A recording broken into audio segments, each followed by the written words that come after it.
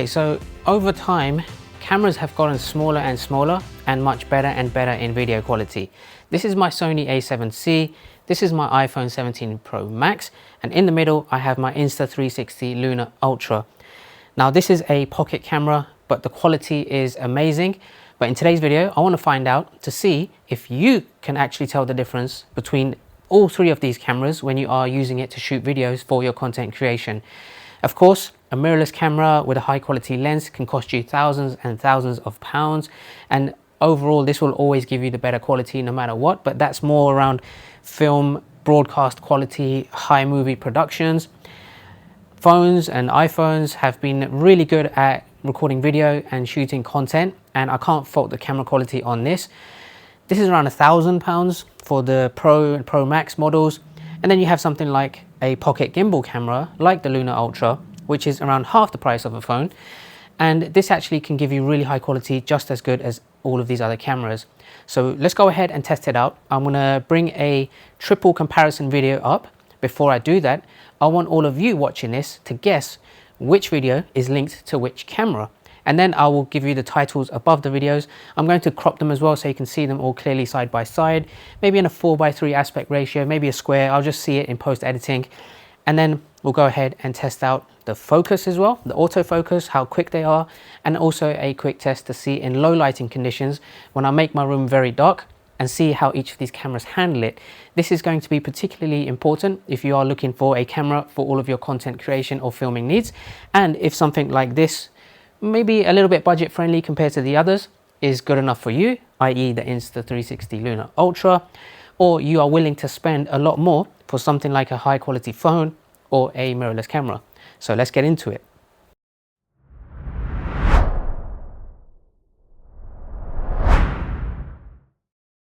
Okay, so I have all three videos up on the screen. I'm not going to tell you which one is which. Just gonna let it play for a second, and I want you all to guess which camera is linked with which video that you're seeing on the screen. Now I have cropped it just so I can show you clearly side by side each of them, but see if you can very easily tell the difference in the quality and which camera is which one. So this is where, you know, I'm quite surprised with the quality of the various different ways I can start filming my content, but ultimately it's up to you as the content creator which one you would prefer having as the most convenient camera for whatever type of filming that you do. So have you had a guess yet?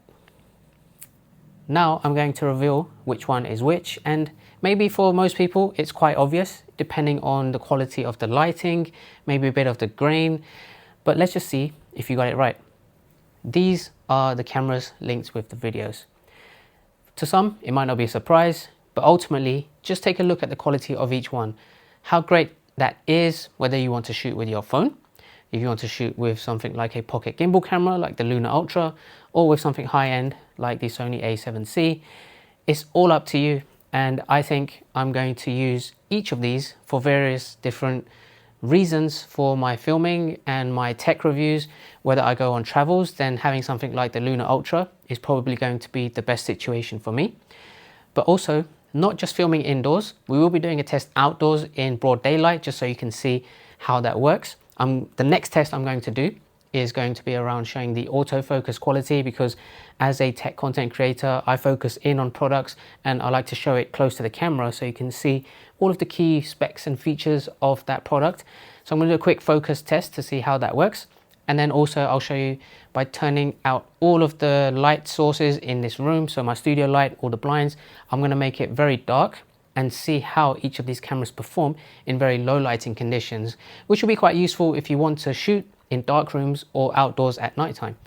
So we'll kick off next with the autofocus test, and I'll just grab something like this keyboard from my desk and I'll bring it close to each one of the lenses and showcase how great that looks. So we'll kick off with the Sony A7C.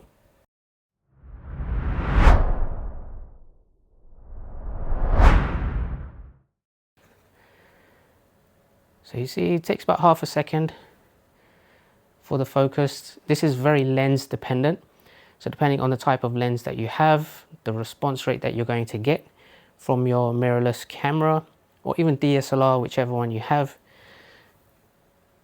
And see how close I go before I lose focus.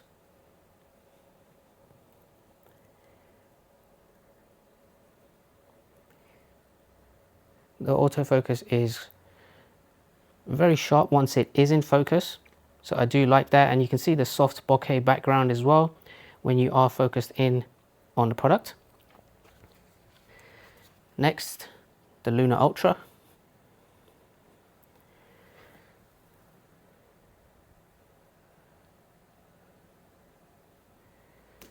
It's pretty much instant.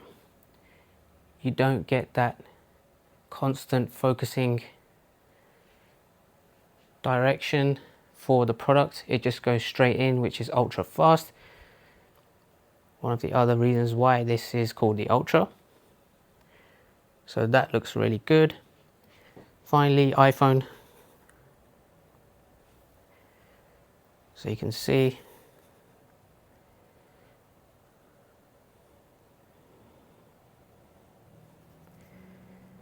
I do a lot of filming with my iPhone 17 Pro Max.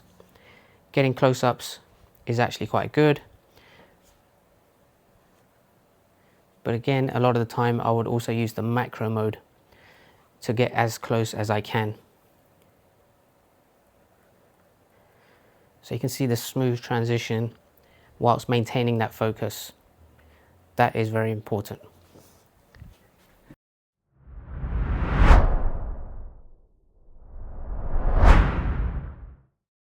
Okay, so this is a test with everything dark in this room, how the video is performing.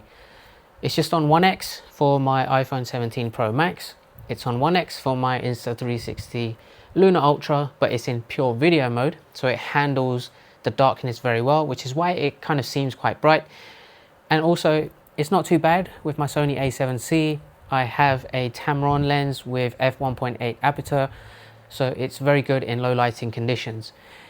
For me, just looking around the room, it is quite dark, and obviously you won't be able to see that clearly in these video clips, but I just wanted to showcase with each of these cameras, if you are going to shoot in maybe dark rooms, maybe you have a dark studio where you want to do your filming, then if getting a brighter environment without having a studio light is important to you, then just check the quality of this, because the Insta360 Luna with the pure video mode, I believe, is doing the best job brightening things up. It may not obviously be the sharpest because of like the lens quality and the technology behind it, with something like a very high premium branded lens for my Sony camera, but it does a good enough job, especially if you want to do filming at nighttime outdoors for your travels.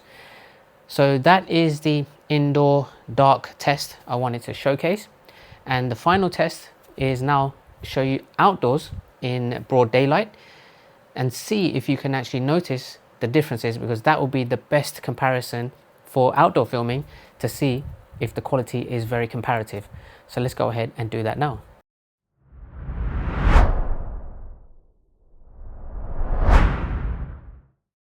All right, so we are outdoors now. It's a nice sunny hot day here in London. So let's go ahead and first of all just test the focus for each.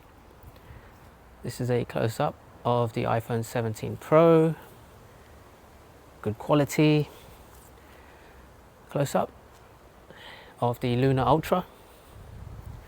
What do you think of that? Quite sharp, nice vibrant colors of the background. And then finally the Sony A7C, looking good, nice bokeh effect, good aperture, good exposure. And overall, when I walk into the bright sun, mostly you won't even be able to tell the difference between each of these cameras, which I think is actually quite important to note, because if you are going to spend thousands of pounds on a mirrorless camera with a high quality lens, or maybe just £500–600 on something like the Insta360 Luna Ultra, then you're pretty much getting a comparable video quality filming device. So there's nothing I can really fault about each of these videos, whether you have them all or you want to just use one of them, that's totally up to you. But ultimately, the purpose of this video is to showcase how great of a video quality and filming camera you can get with just the Insta360 Luna Ultra. the convenience of having a detachable screen and using that as a remote, especially if you are a solo filmmaker or content creator. That is very important for me, and that's something, and one of the main reasons why I will generally use the Luna Ultra going forward as my primary camera. But let me know what you guys think. Which one would you use? Which one has the best quality overall? And which one is best value for money? Hopefully you enjoyed that comparison. If you did, give it a thumbs up, make sure to subscribe, and I will see you all next time.